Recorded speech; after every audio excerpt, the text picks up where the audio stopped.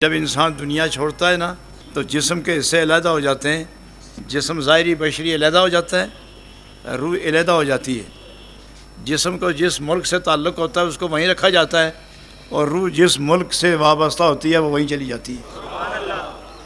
اور جب جسم کی باری آتی ہے، جسم جن اجزاء سے مرکب ہوا ہے تمہیں ہم یہیں رکھیں گے، اور روح کو حکم ملا ہے کہ چونکہ تو اس فانی جہان کی نہیں ہے تو میرے قرب سے ادھر گئی ہے، اس لیے اسے حکم ہوتا ہے یا ایتھا النفس المطمئنہ ارجعی الی ربک راضیۃ مرضیہ، اے پاکیزہ روح تو اپنے رب کے پاس چلی جا، اور اے جسم تو زمین کے اندر جذب ہو جا۔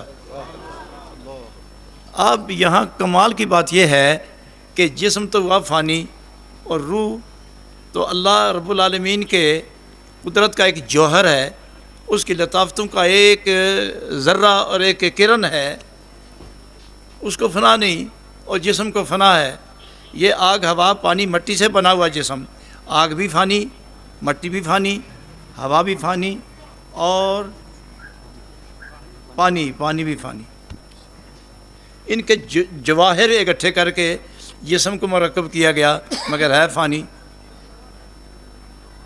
اور روح باقی، فنا کا تعلق پستی سے ہے اور بقا کا تعلق عروج سے ہے۔ فنا کا تعلق پستی سے ہے اور بقا کا تعلق بلندی سے ہے۔ عجب تقاضا ہے کہ پستی اور بلندی کو کس طرح ملا کے رکھا ہوا ہے۔ پستی اور بلندی دونوں جوڑ دی ہے اللہ تعالیٰ نے۔ اب پستی کے تقاضے اور ہیں، بلندی کے تقاضے اور ہیں۔ پستی کی خوراک اور ہے، بلندی کی خوراک اور ہے۔ یوں سمجھو کہ فنا کی غذا اور ہے، بقا کی غذا اور ہے۔